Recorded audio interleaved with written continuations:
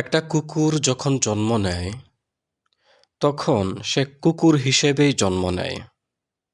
তাকে পরিপূর্ণ কুকুর হবার জন্য কোনো কিছুই করতে হয় না। সে কুকুর হিসেবে জন্ম নেয়, কুকুর হিসেবেই জীবনযাপন করে এবং কুকুর হিসেবেই মৃত্যুবরণ করে। একটা গরু যখন জন্ম নেয় তখন তাকে পরিপূর্ণ গরু হবার জন্য কোনো স্কুল, কলেজ, ইউনিভার্সিটি কোথাও পড়াশোনা করতে হয় না। সে গরু হিসেবেই জন্ম নেয়, গরু হিসেবেই জীবনযাপন করে এবং গরু রূপেই মৃত্যুবরণ করে। একটা পাখি যখন জন্ম নেয়, জন্ম নেবার পর পরিপূর্ণ পাখি হবার জন্য তাকে কোনো কিছুই করতে হয় না। সে পাখি রূপেই জন্ম নেয়, পাখি রূপেই জীবনযাপন করে এবং পাখি রূপেই মৃত্যুবরণ করে। কিন্তু একটা মানুষ যখন জন্ম নেয় তখন প্রকৃত অর্থে সে মানুষ হয়ে জন্ম নেয় না। সে কেবল একটা বীজ রূপে বা একটা সম্ভাবনা রূপে জন্ম নেয়। এখন তার জন্মের পর সেই বীজ বা সেই সম্ভাবনা মানুষও হতে পারে কিংবা অমানুষও হতে পারে। সূরা লুকমানের ৩৪ নং আয়াতে বলা হয়েছে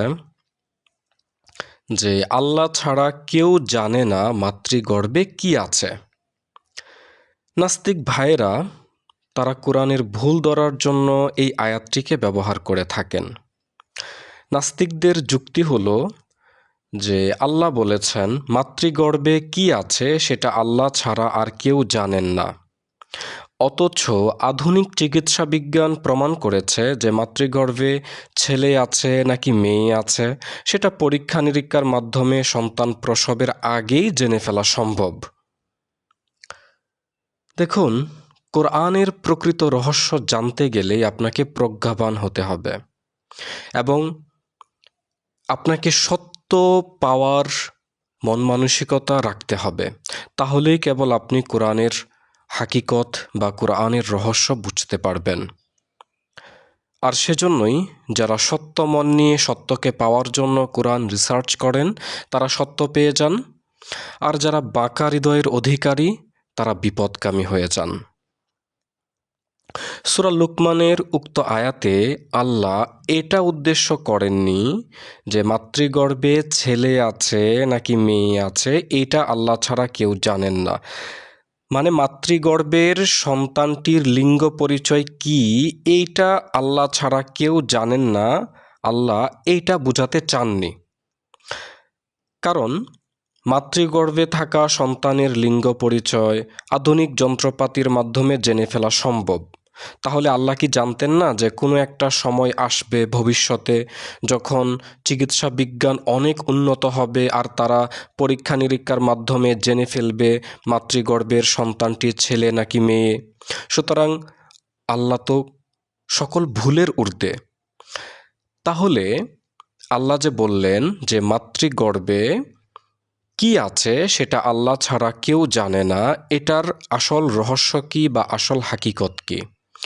এটার আসল হাকিকত হলো মাতৃগর্ভে চোর আছে নাকি ডাকাত আছে নাকি খুনি আছে নাকি কবি আছে নাকি সাহিত্যিক আছে নাকি রাষ্ট্রের প্রেসিডেন্ট আছে নাকি দার্শনিক আছে নাকি পীর আছে নাকি গবেষক আছে নাকি সঙ্গীতজ্ঞ আছে নাকি চিত্রকর আছে, এটা আল্লাহ ছাড়া কেউ জানে না। সুতরাং বোঝা গেল মানুষ মূলত একটা সম্ভাবনা রূপে জন্মগ্রহণ করে। যদি মাতৃগর্ভ থেকে জন্ম নেওয়া মানুষরূপী শিশু বা সম্ভাবনাটি সঠিক শিক্ষা পেয়ে থাকে তবেই কেবল সে প্রকৃত মানুষ হয়ে ওঠে। আর যদি সঠিক শিক্ষা বা সঠিক পরিবেশ না পেয়ে থাকে তখন শিশুরূপী সেই সম্ভাবনাটি একটি পশুতে পরিণত হয়ে যায়। মাওলানা জালালউদ্দিন রুমি রহমতুল্লাহি আলাইহি বলেছিলেন, আমি এমন অনেক মানুষ দেখেছি যাদের গায়ে কোনো কাপড় ছিল না, আবার এমন অনেক পোশাক দেখেছি যার ভিতরে মানুষ ছিল না। সুতরাং বোঝা গেল মানুষের মতো শরীর নিয়ে জন্মগ্রহণ করলেই কেউ প্রকৃত মানুষ হয়ে ওঠে না। বরং পৃথিবীতে মানুষরূপী পশুর সংখ্যাই বেশি। মানুষরূপী এই পশুদেরকে ইসলামের পরিভাষায় নফসে আম্মারা বা পশু আত্মার অধিকারী বলা হয়ে থাকে। কোটি কোটি মানুষরূপী পশুর ভিতরে অল্প কিছু প্রকৃত মানুষ আছেন। কারা প্রকৃত মানুষ? যাদের অগোচরে লোকেরা বলা বলি করে যে উনি একটা মানুষের মানুষ, বোঝা গেল তিনি প্রকৃত মানুষ হতে পেরেছেন। যার আচরণ সুন্দর, যার হৃদয় সুন্দর, যার কথা, যার আচরণ সবটাই এই সমাজের জন্য কল্যাণকর, যার কথা এবং আচরণ মিষ্টতায় পরিপূর্ণ, যিনি ভিতর এবং বাহির উভয় দিক থেকেই সৎ, অর্থাৎ যিনি আল্লাহর রঙে রঙিন হতে পেরেছেন, তিনিই প্রকৃত মানুষ হয়ে উঠতে পেরেছেন। এজন্য মনে রাখবেন, একটি শিশু যখন জন্ম নেয় তখন সে কেবল একটা সম্ভাবনা রূপে জন্ম নেয়। এখন এই সম্ভাবনা বা এই বীজটি বা এই শিশুটি তখনই কেবল প্রকৃত মানুষ হয়ে উঠতে পারবে বা আলোকিত হয়ে উঠতে পারবে বা কোমল হয়ে উঠতে পারবে যখন সে প্রকৃত শিক্ষা অর্জন করতে পারবে। এখন প্রশ্ন হলো, প্রকৃত শিক্ষা কাকে বলে? স্কুল, কলেজ, ইউনিভার্সিটি কিংবা আরও যেসব শিক্ষা প্রতিষ্ঠানে শিক্ষা প্রদান করা হয়ে থাকে, এটাই কি প্রকৃত শিক্ষা?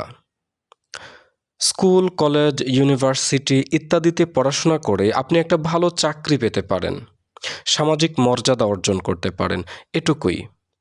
কিন্তু এটাই প্রকৃত শিক্ষা নয়। হযরত ঈসা আলাইহিস সালাতু ওয়াস সালাম বলেছিলেন, মানুষ কেবল রুটি রুজির জন্য বেঁচে থাকতে পারে না।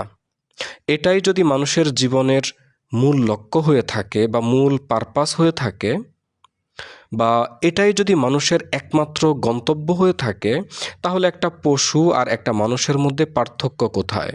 কারণ পশুরাও বেঁচে থাকে কেবল খাওয়ার জন্যই। স্কুল, কলেজ, ইউনিভার্সিটি কিংবা এ ধরনের আরও যেসব শিক্ষা প্রতিষ্ঠান রয়েছে, সেখান থেকে কেরানি, স্টেশন মাস্টার, কালেক্টর, অফিসার ইত্যাদি বের হয়। তারা তাদের কর্মক্ষেত্রে খুবই দক্ষ। তারা সকালে ঘুম থেকে উঠে সারাদিন কর্মক্ষেত্রে কাজ করে, সন্ধ্যায় বাড়ি ফিরে আসে, খাবার খেয়ে ঘুমিয়ে যায়, আবার সকালে তাদেরকে কর্মক্ষেত্রে বা তাদের কর্মস্থলে ছুটে যেতে হয়। তাদের জীবন একটা চক্রে আবদ্ধ হয়ে পড়ে। বাহির থেকে দেখে মনে হয় তারা খুবই হ্যাপি, কিন্তু যদি একবার তাদের ভিতরে প্রবেশ করা যায়, তাহলে দেখা যাবে তারা এক প্রকারের রোবটের মতো, এবং তাদের মতো অসহায় আর কেউ নেই। কারণ যে ব্যক্তি ঈশ্বর বা আল্লাহর প্রেমে নিমগ্ন হলো না, সরি যেই ব্যক্তি ঈশ্বর বা আল্লাহর প্রেমে ডুব দিল না, সেই ব্যক্তি জানতেই পারবে না যে জীবন আসলে কি, আনন্দ আসলে কি, প্রেম আসলে কি। বাহিরে তারা অনেক সাফল্য অর্জন করতে পারে, অনেক ক্ষমতা, অনেক পদ পদবি এগুলো শীর্ষে আরোহণ করতে পারে, কিন্তু ভিতরে ভিতরে তারা শূন্য এবং নিঃস্ব রয়ে যায়। প্রচলিত সমাজ যেটাকে শিক্ষা বলছে, আমি এটাকে অস্বীকার করছি না। আমার কথা হচ্ছে, আপনি এটা মনে করবেন না যে প্রচলিত শিক্ষা বা প্রচলিত সার্টিফিকেট এটাই একমাত্র শিক্ষা বা এটাই মূল শিক্ষা। তাহলে আপনার বিরাট ভুল হয়ে যাবে।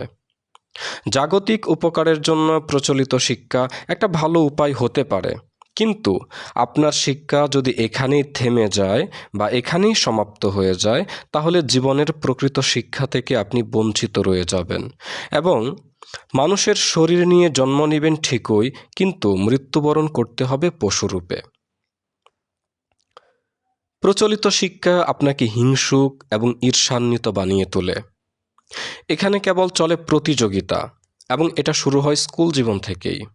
কিভাবে আপনি আপনার ক্লাসমেটকে পেছনে ফেলে ফার্স্ট বয় হয়ে যাবেন, তারপর আপনার কর্মক্ষেত্রে কিভাবে আপনার সহকর্মীদেরকে আপনি পিছনে ফেলে শীর্ষে চলে যাবেন। আর এই কারণে পৃথিবীতে এত প্রতিযোগিতা, এত প্রতিদ্বন্দ্বিতা। কে কাকে পিছনে ফেলে উপরে উঠে যাবে। কারণ সবার ভিতরেই আছে উচ্চাভিলাষ আর আভিজাত্যের আকাঙ্ক্ষা। আর এই কারণে প্রতিযোগিতাপূর্ণ এই সমাজে সত্যিকারের প্রেমের ফুল ফোটে না। আর এই কারণেই পৃথিবীতে এত হিংসা, এত ঘৃণা, এত মারামারি আর যুদ্ধ। আপনি মনে করেন যদি আমি শিক্ষিত হতে না পারি তাহলে আমাকে খুব কষ্টের মধ্যে পড়তে হবে বা আমি এখানে টিকতে পারবো না। অর্থাৎ আপনি শিক্ষাকে গ্রহণ করেছেন প্রতিযোগিতা বা প্রতিদ্বন্দ্বিতার মাধ্যম হিসেবে। কিন্তু সত্যিকার অর্থে জীবন শুধুই প্রতিযোগিতা বা প্রতিদ্বন্দ্বিতার নাম নয়। জীবন মূলত একটি উৎসব। সর্বত্রই পরম প্রভুর লীলা চলছে। সুতরাং প্রকৃতি, সুর, ধ্যান, ইবাদত এসব কিছুর মধ্যে যদি আপনি নিজেকে ডুবাতে না পারেন, শুধুমাত্র ডাল ভাত এইটা উপার্জনের জন্য যদি সকল সময় ব্যয় করে ফেলেন, তাহলে আপনার মানব জীবন বৃথা যাবে। দেখুন, শিক্ষা শব্দের দুটো অর্থ আছে। দুটো অর্থই কিন্তু সুন্দর। একটা অর্থ হলো যে আপনার ভিতরে যা কিছু আছে তার বিকাশ ঘটানো। প্রতিটি মানুষের ভিতরে প্রকৃত মানুষ হবার আলো বা নূর লুকিয়ে আছে।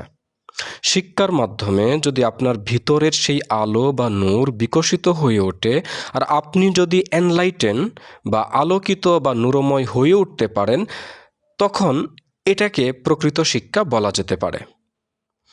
কিন্তু শিক্ষার এই চর্চা মানবজাতি করছে না। আপনি হয়ে গেছেন তোতা পাখির মতো। ইতিহাস, বিজ্ঞান, ভূগোল, গণিত এসব মুখস্থ করছেন এবং তোতা পাখির মতো আউড়ে যাচ্ছেন। এটা অনেকটা কম্পিউটারের মতো। কম্পিউটারে যেভাবে ডাটা প্রবেশ করানো হয়, তারপর কম্পিউটার সেই অনুযায়ী কাজ করতে থাকে, ঠিক তেমনিভাবে আপনিও বিভিন্ন সাবজেক্ট নামক ডেটা মুখস্থ করছেন আর সেই অনুযায়ী বলে যাচ্ছেন অথবা কাজ করে যাচ্ছেন। শিক্ষার আরও একটা অর্থ আছে।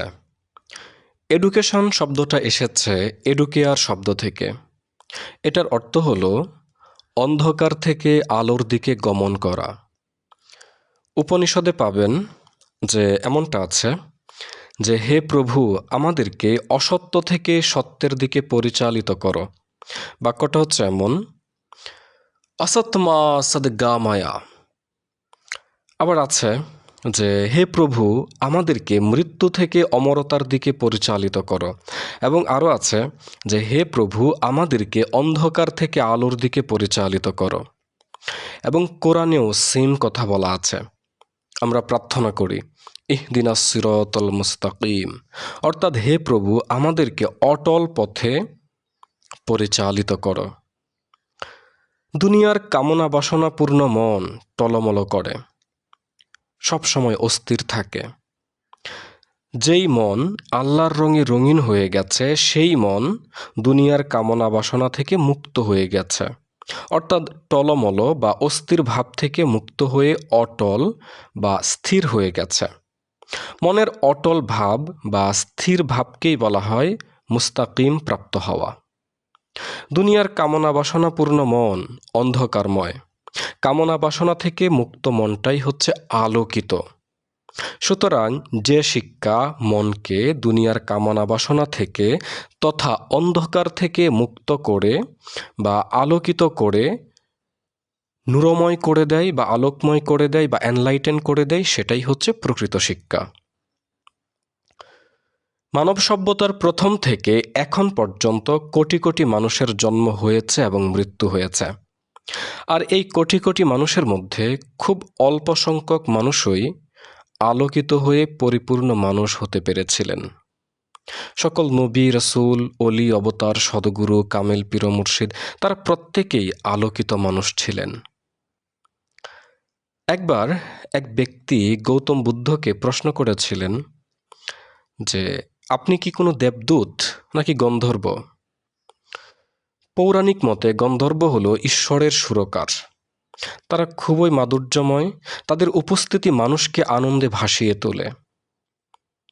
গৌতম বুদ্ধের উপস্থিতি মানুষকে আনন্দ এবং স্নিগ্ধতায় ভরিয়ে তুলত। এজন্যই মনে রাখবেন, যারা নূরময় মানুষ, যারা এনলাইটেন মানুষ, যারা আলোকময় মানুষ, আপনি তাদের কাছে গেলে, তাদের বাণী শুনলে, তাদেরকে স্মরণ করলে আপনার হৃদয় শান্তি, আনন্দ আর প্রেমে ভরে উঠবে। যাই হোক, লোকটি বুদ্ধকে জিজ্ঞেস করলেন যে আপনি কি দেবদূত? বুদ্ধ উত্তর দিলেন না। লোকটি বলল, তাহলে আপনি কি গন্ধর্ব? বুদ্ধ বললেন, আমি সেটাও নই। তারপর লোকটি এক এক করে আরো অনেকগুলো প্রশ্ন করলো যে আপনি কি এইটা, আপনি কি সেইটা। বুদ্ধ প্রতিবার উত্তরে বললেন যে আমি কিছুই নই। লোকটি শেষে বলল, তাহলে আপনি কি একজন মানুষ? বুদ্ধ বললেন, আমি সেটাও নই। লোকটি তো তখন ভীষণ চিন্তায় পড়ে গেল। বুদ্ধ তখন বললেন, আমি কেবল একটি আলোকিত সত্তা বা একটি আলোকময় চৈতন্য বা অ্যাওয়ারনেস বা কনসাসনেস। আমাদের সমাজে মৌলভী সাহেবগণ তর্ক করেন যে নবী করিম সাল্লাল্লাহু আলাইহি ওয়াসাল্লাম নূরের কিনা। নূর মানে আলো। মহানবী সাল্লাল্লাহু আলাইহি ওয়াসাল্লাম নিজেও আলোকিত ছিলেন এবং ওনার সংস্পর্শে যারা এসেছে তারা প্রত্যেকেই আলোকিত হয়েছিলেন এবং ওনার আদর্শকে যারা ধারণ করেছে তারাও প্রত্যেকেই আলোকিত হয়েছিলেন এবং হচ্ছেন এবং হবেন। সুতরাং মহানবী সাল্লাল্লাহু আলাইহি ওয়াসাল্লাম শুধু তিনিই নন, বরং হযরত আদম আলাইহিস সালাতু ওয়াসাল্লাম থেকে নিয়ে এখন পর্যন্ত যত নবী, রসুল, অলি, অবতার, কামেল পীর, সদ্গুরু ছিলেন, আছেন, থাকবেন, তারা প্রত্যেকেই আল্লাহর আলোয় আলোকিত বা নূরময় বা এনলাইটেন্ড পারসন। যখনই পৃথিবীর প্রতিটি মানুষ আলোকময় সত্তায় পরিণত হবে বা আলোকিত হয়ে উঠবে বা প্রকৃত মানুষ হয়ে উঠবে, তখন পৃথিবীতে আর কিভাবে অশান্তি থাকতে পারে? একজন আলোকিত মানুষ কিভাবে কাউকে হত্যা করতে পারে, কিংবা যুদ্ধ বাঁধাতে পারে, কিংবা কারোর ক্ষতি করতে পারে, কিংবা কারোর উন্নতি দেখে হিংসা করতে পারে, কিংবা কাউকে দুঃখ দিতে পারে, কিংবা কারোর ক্ষতির কারণ হতে পারে?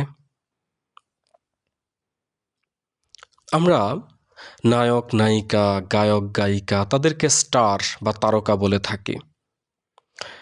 কিন্তু আসল কথা হচ্ছে, আমরা যাদেরকে স্টার বা তারকা বলছি তাদের জীবন হচ্ছে মাকাল ফলের মতো। মাকাল ফল বাহির থেকে দেখলে খুবই সুন্দর মনে হয়, কিন্তু ভিতরে তিক্ততা আর কুৎসিততা, কদর্যতায় ভরপুর। আমরা যাদেরকে নায়ক, নায়িকা, যাদেরকে আমরা স্টার বলছি, তারা বাহির থেকে দেখতে খুবই চাকচিক্যময়, খুবই জৌলসপূর্ণ, খুবই আভিজাত্যপূর্ণ মনে হয়, তারা খুবই লাক্সারিয়াস লাইফ স্পেন্ড করছে, সুতরাং তারা খুবই আনন্দে আছে। কিন্তু তাদের অধিকাংশের ভিতর অশান্তিতে ভরপুর। তারা তাদের সেই অশান্তি দূর করার জন্য আরও পাপে জড়িয়ে যায়, মাদক, যৌনতা ইত্যাদিতে ডুবে যায়। ফলে চক্রাকারে তাদের অশান্তি আরও বাড়তে থাকে। একমাত্র আল্লাহর রঙে রঙিন হওয়া ছাড়া শান্তির আর কোনো পথ নেই। গভীর রাতে যখন নাবিকরা, জাহাজের নাবিকগণ যখন দিকভ্রান্ত হয়ে যান মহাসমুদ্রে, যে উত্তরে যাবেন নাকি দক্ষিণে যাবেন, তারা যখন দিক চিনতে পারেন না, তখন আকাশের তারকা দেখে তারা দিক নির্ণয় করেন। মানব জীবন এমন একটা গভীর সমুদ্রের মতো। এখানে মানুষজন যখন দিকভ্রান্ত হয়ে পড়ে, তার কিভাবে চলা উচিত, কোন পথ ধরা উচিত, কি করা উচিত, যখন সে বুঝতে পারে না, তাদেরকে পথ দেখানোর জন্য আল্লাহর পক্ষ থেকে যুগে যুগে নবী, রসুল, অলি, অবতার, সদগুরু, কামেল পীর মুর্শিদ তারা এসেছিলেন, আসছেন, আসতে থাকবেন। তারাই হচ্ছেন সত্যিকার অর্থে স্টার বা তারকা, কারণ তাদেরকে অনুসরণ করলে কেবল সৎপথ পাওয়া যেতে পারে। নিজেকে প্রকৃত মানুষ বানানোর বা নিজেকে আলোকিত করার শিক্ষাই হলো প্রকৃত শিক্ষা। এজন্য মনে রাখবেন, সকল সাধনার মূল উদ্দেশ্য হচ্ছে নিজেকে মানুষ বানানো। আর এই শিক্ষাটাই যুগে যুগে মানুষের মধ্যে দিয়ে গেছেন আল্লাহর সেসব আলোকিত বান্দাগণ, আপনি মানুষ রূপে জন্ম নিলেন, কিন্তু প্রকৃত মানুষ হয়ে মরতে পারলেন না। যদি এমনটা হয়, আপনার মানব জীবন বৃথা গেল।